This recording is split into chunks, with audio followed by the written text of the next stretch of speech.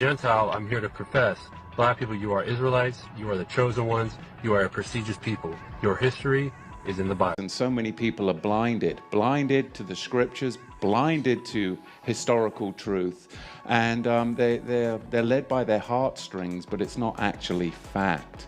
One of those things, again, that people have been led for so many years is thinking that the Ashkenazi are in fact descendants of Shem. And we've discovered that the Ashkenazi are in fact the synagogue of Satan. They're the descendants of Japheth. They're Turkic Mongols from the Khazarian region that converted to Judaism in the 6th and 7th century. These are the things that we've discovered over the past few months. Those teachings came across in exposing the rotting stick of Israel and the synagogue of Satan that are in our archives. But then if I'm going to go forth and say, well, you know, those that say that they are Jews but are in fact not, but are the synagogue of Satan, and the Ashkenazi are in fact not Jews, they are sons of Gomer, Japheth, they're not even Shemites. Many people have come to me and said, well, who are the real Jews then? Where are the Jews and what's going on? I mean, we understand that we're Joseph's multicolored coat and we're exiled into the nations. But if Yahweh is gathering the whole house of Israel, all 12 tribes, and the stranger that wants to graft in and join, then where are the tribes and what's going on?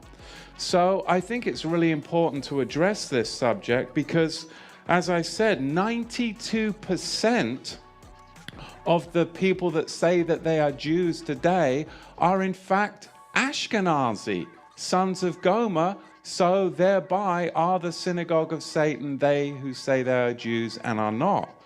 So who are the real Jews? That's the question that has been posed to me many times over the past months. And there's really two answers to that question. And I'm going to be thorough today because I need to be thorough, because when you speak about this, it's going to upset a lot of people. So we're going to have to take our time in the scripture. So bear with me. Two answers to that question. One, I already addressed in the rotting stick of false restoration and the synagogue of Satan teaching. And that is, who are the true Jews? You see, the ancient Egyptians were a Kemetic people. They were black. In 1965, the former president of Egypt, Gamal Abdel Nasser, said he couldn't respect the present Jews in Israel because they left Israel black and they came back white, because they were Caucasians when they returned, a Turkic Mongol Asians from the Caucasus Mountains, the Russian steppes. Song of Solomon, chapter 1, verse 5. I am black but comely, O ye daughters of Jerusalem, as the tents of Kedar, as the curtains of Solomon. I am black. The Hebrew word there is shachar ha-anya. It literally translates to, I am dark-skinned. Strong's number, and I don't use Strong's numbers very often, but there's gonna be pushback. Strong's number 7838, shachar, from Strong's number 7835, dusky. So the word shachar means dusky.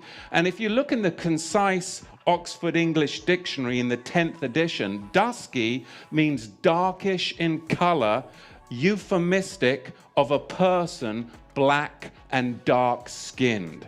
And in the Old English Dictionary, it says tending to blackness. Song of Solomon's 5, verse 11. His head is as the most pure gold, meaning it's royal, it's regal, he's kingly, he's wearing a crown. His locks are curly and as black as raven. King Solomon, Melech Shlomo, was black. And only blacks have locks, not Caucasians, no matter what Rapunzel or what was the other one? Goldilocks would say, right? Look at Bathsheba in the Hebrew. Bet Tav Shin Bet Ain, daughter of Sheba. She was the black daughter of Sheba, whose line goes back to Sheba, who was the son of Cush. Cush, who produced the Nilotic black races. Look at this, Bereshit, Genesis chapter 10, verse 6.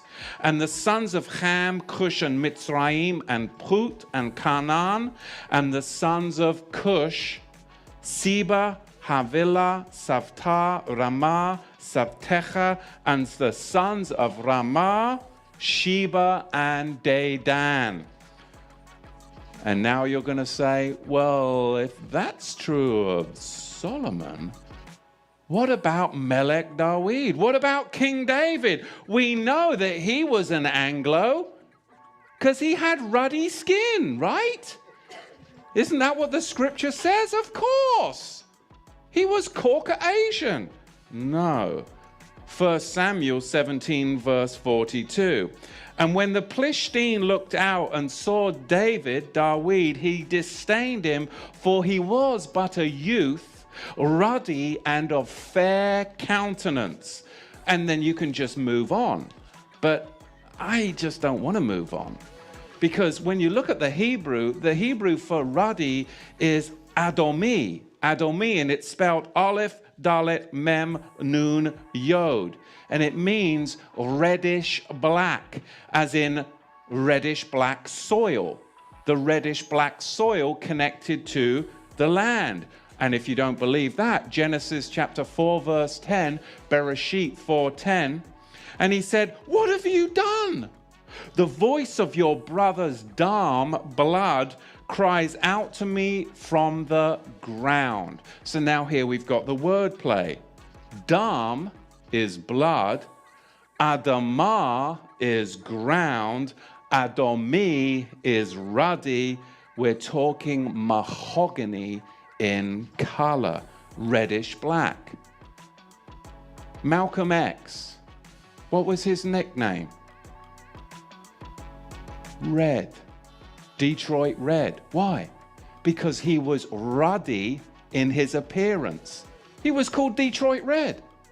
He was mahogany ruddy in appearance. So we have to dig in further, because if King David was an Ashkenazi, white Jew with a reddish complexion, he would have been described as Laban, an albino, but he wasn't. So King David looked more like Malcolm X than he did King Henry VIII, right? But I mean, the DVDs we give our children, right? Oh my goodness, like you were saying, the Israelites have British accents, right? My goodness, it's outrageous.